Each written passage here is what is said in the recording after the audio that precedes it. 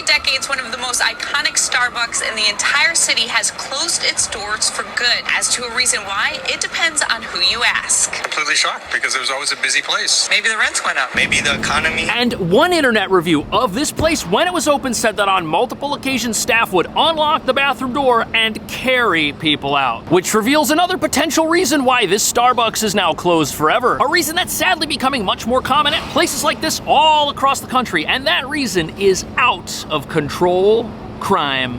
This store closure is really such a big surprise. There was no warning to anyone. Today, people just showed up. The door was locked, the signs were removed, and the windows were blacked out. I know it's like the height of the tourist season, and they closed it. You've probably heard the news. Starbucks is closing 16 stores in cities across America. The company says for safety reasons. So what's going on at Starbucks that's led to such a drastic decision? Just steps away, a row of tents inhabited by the homeless, and a block away, gun violence. The Astor Place Starbucks opened in 1995. The Lafayette and 8th Street store was right by the subway station.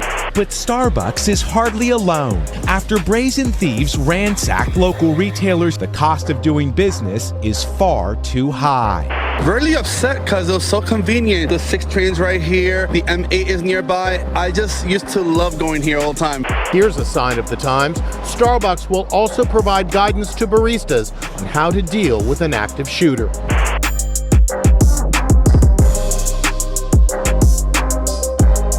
So after 30 years, one of New York's largest Starbucks is now permanently closed. But what nobody's talking about is that although some people blame the rent going up and others blame the unionized staff, a deeper look reveals only one culprit: crime. That's the reason this place is gone, and others like it are shutting down everywhere. And it's the reason 11.2% of storefronts across this city are now empty. Businesses just cannot survive in an environment infested with criminals doing whatever they please. And this affects all businesses, from your clothing stores like Macy's that now have to chain up their jackets, to your drugstores that are now covered in progressive plexiglass to keep products from wandering off the shelves, to your cafes and restaurants where patrons are now getting robbed by thugs riding mopeds down the side of the street. Or in the case of this Starbucks, there was so much crime taking place in here that its future had been written on the wall for years. And sadly, this is all happening because we live in a city where our justice system sees every criminal as a victim of society. Their actions aren't wrong. No, instead, we're told they're the logical expression of unfairness. Which almost makes sense until you realize the real victims of crime in New York are the law-abiding who work for a living and pay their bills, buy their groceries, and now have to see another store shut down. And that brings up the real reason why Starbucks, an $80 billion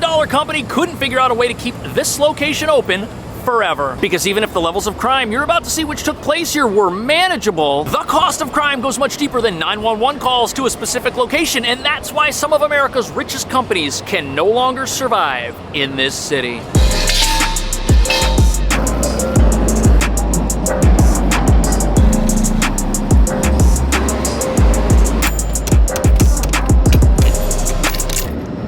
So this particular Starbucks right here, at one time, it was the largest one in New York City. And to understand why its closure is so shocking, we've got to look at what kept it here for 30 years. First of all, it's the perfect location to sell coffee because it's right by the entrance to a very busy train station. And people still buy coffee here. Look, you've got a shop right there. This Airstream sells coffee. And you have 1, 2 breakfast carts. This one's right in front of the closed shop. Also, this corner is experiencing somewhat of a retail boom. This is a Wegmans right here, and there's a Raising Cane's across the street from that closed Starbucks. Which is why it's so strange that this place is closed, but there are new businesses coming in here and right here. There's all this business being done here, but this place didn't make it. Why is that? As to a reason why, it depends on who you ask. Completely shocked because it was always a busy place. I really don't know. Maybe the economy. It could be anything, but it sucks. I'm like kind of glad it shut down because, Yeah, definitely a head scratcher on the surface, at least, as to why one place that had been here for a long time is now gone. But a deeper look reveals something else. Because apparently this particular Starbucks had been a magnet for crime, even though it was open for decades. Which is confirmed in the comments section of articles like this one, as well as reviews of this particular location, which indicate something very weird was going on here. Multiple comments say that the store sometimes would be closed when the official hours indicated it should have been open. Here's a photo showing the front entrance blocked so that the store could perform an emergency cleaning. And other commenters mentioned that this particular store had a huge huge problem with loitering, both in the wintertime when it's cold outside and in the summertime when there was AC in here. And I personally can attest to this, having walked by this location and seen people sleeping on the furniture without a cup of coffee in front of them. Now, is there anything wrong with taking a cat nap at a Starbucks? Absolutely not. But when you combine that with reports that some of the people in here were doing things that they shouldn't have been doing that might have been illegal, this place was essentially the wild, wild west, and that's a complaint you hear about many Starbucks all across America. With no warning, the logos removed, the door locked, and the windows blacked out. To see another perspective, I pulled 911 calls to this exact address. 255 911 calls so far this year. In general, so in New York City, you can't pull up 911 calls to a specific business like you can in Seattle where this Starbucks was, but what we read tells a very sad, similar tale, where in another large progressive city with very little police, rampant crime was all over a similar Starbucks in another high traffic location. Also, at this particular Starbucks, indoor panhandling was apparently very common. Now, a long time ago against the walls, you can see over here they had couches and benches, but those were eventually removed to kind of decrease the amount of time people wanted to spend in here to begin with. And apparently the bathrooms inside this facility were never in tip-top shape. And right up until the store's closure, apparently there was a big problem with delivery bikes being parked outside, which explains why across the street there is now a new moped parking lot with brand new signs and planters. But in spite of all of this evidence of a deteriorating, lawless environment, the chain was able to stay open here for quite some time. And that's because Starbucks, they've got money, they can do things to adapt. First of all, you can place online orders so people could just walk in, pick up their stuff, and leave. But if they're doing that because they don't feel safe inside the store, what's the point of renting such a massive store? Plus, there's lots of free public seating outside. If the weather's nice, you can just stay out here, which is exactly what people do at this tiny little coffee place here, which is a quarter of the size and has no indoor seating, which reveals that the rent here was just providing amenities that were being used by folks who were not store customers. Now look, if your business in New York City is full of people who aren't buying your products and they're doing things inside your business that detract from the environment, like buying and selling things that are against the law to buy and sell, that's gonna bring the whole place down over time. But the story takes an interesting twist because employees at this location said that the rent was too high for them to stay open, but the owners of the building said that they offered this Starbucks a lease extension, not even a full contract, just an extension at the rate they were already paying, and they still decided to pack it up, fueling speculation that nobody, at least in an official capacity, wants to mention the real reason this place might have been shut down. Which is also the reason certain areas of town now look like ghost towns with storefronts completely shuttered, no business daring to try and make it in a crime-ridden environment.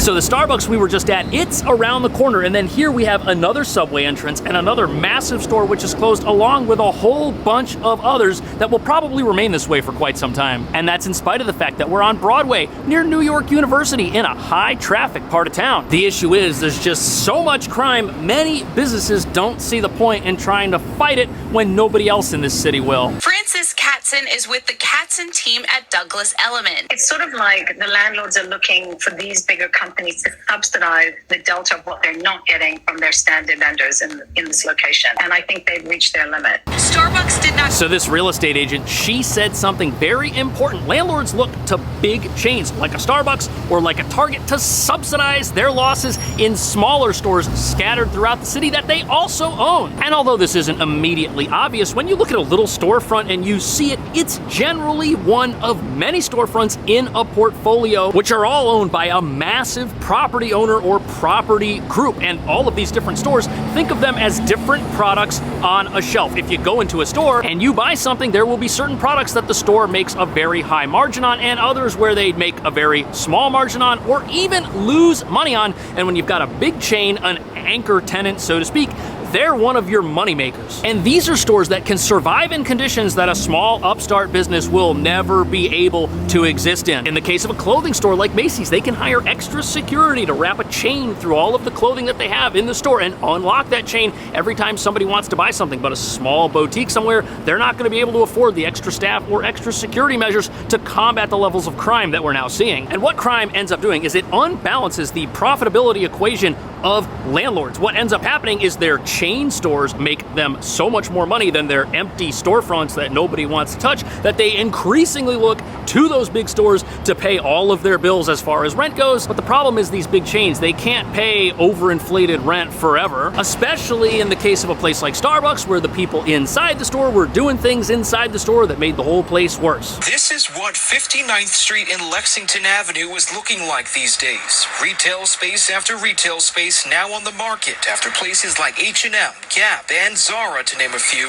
have closed their doors in this neighborhood. For months now, some say it's been a retail wasteland. What it says most to me is... So this particular video, it's from 2022, and it's of 59th Street and Lexington Avenue over by Bloomingdale's. But you know what you have there? The same thing you have down here on Broadway in the East Village. Massive numbers of empty storefronts that nobody dares try to open a business in. And some of them are massive as well. This right here, this is flagship retail, except the flagship store left and is probably never coming back. And today, 11.2% of storefronts in the city sit vacant, revealing that the cost of crime is now so high nobody can make it. And that's because in this city, crime that is considered non-violent is no longer crime. That goes for shoplifting under $1,000, trespassing, loitering. These are all just misdemeanors. This sign right here says that the city is going to perform a cleanup sweep of this location and that people whose belongings are left here may end up losing them. But why are things at a point where all of these stores are closed? Why did we let it get here? Why didn't we stop things from getting to a point where everything's boarded up and no business wants to touch this? And after they do their cleanup sweep and fix this place up, is that really going to make all of these places get rented? Probably not. Things are just going to go right back to where they were. Because what's pretty obvious is that had we taken a tougher stance on what many say are just nonviolent crimes that have no victims, many of these stores may have never had to shut down. They might still exist today, but they don't. And it's important to understand that the types of crime we're seeing, even though they're different, they all work together to completely destroy the economic prospects of any business that would want to exist here. And that's because even though shoplifting by itself accounts for $4.4 billion of illegal economic activity in this state, it's not the only type of crime that these businesses have a problem with, because if that type of crime goes unpunished, it just emboldens criminals to commit other types of crime. And the same thing is true of other nonviolent crimes that might not be called shoplifting. Don't punish those and people start doing other stuff. And all of this crime threatens every single business, even if it's just a business that serves food or coffee. Now, of course, crime is not the only reason contributing to the shutdown of many of these businesses. We're also in a very tough economy. People don't have the same spending power that they used to. That's definitely a problem. But that problem is just magnified by the fact that many businesses that are now closed, they had to raise their prices to keep their stores clean, to combat all of the crime that's going on here, pushing up prices faster than they're already going up. Competition in the coffee industry is intense. On top of it, Starbucks is contending with a new set of competitors as consumers are increasingly price conscious. Take a look at the cost of a latte at Starbucks. It's up about 25%. Now take a look at the cost of a latte from McDonald's. While that increase is a lot higher, it's still cheaper than Starbucks. So when you combine crime with a tough economy and the conditions that many of these businesses are already facing, you've got a recipe for more store closures, not less. And if New York City doesn't want its empty storefront problem to get worse, it's gonna have to do something about all of the crime that is contributing to the rising costs these businesses are facing. If that doesn't get done, you're just gonna have more and more businesses pricing themselves out of existence. Because as we're witnessing in real time, anchor tenants like a Starbucks can't pay high rent forever. And even though at one point in the past they may have been able to pay a certain level of rent, as the city continues to deteriorate, that same level of rent is no longer the deal that it once was, and these places are closing. Which completely flies in the face of what we hear from so many people about how unpunished nonviolent crime doesn't hurt anybody, when in fact it hurts the most resilient companies who shouldn't be affected by nonviolent shoplifting because they sell things like food. But when your stores that were selling clothes are all closing because of our $4.4 billion shoplifting economy, your stores that don't sell clothes, like your Starbucks and your other eateries, those get asked to pay more and more rent. Eventually they can't do it. They shut down because they've got crime problems of their own, and this vicious cycle just repeats itself over and over and over again, and it's going to until there's nothing left. And think about it, if you're a business that just pays higher and higher rent every single year to subsidize the cost of crime across the city, you're not gonna have money for things like security guards, because all of your money is going to rent just so you can stay open another year. And as crime gets worse and worse and worse, your business is just gonna have to spend more money on security to stop the increasing numbers of criminals who come inside to steal things. And the business is just gonna have to spend more and more money on cleaning crews for both the outside and the inside of the building to stop people from trashing it and making it so unpresentable that the customers who are supposed to come in and buy things don't, creating the perfect storm of conditions for companies worth billions of dollars to just fight losing battles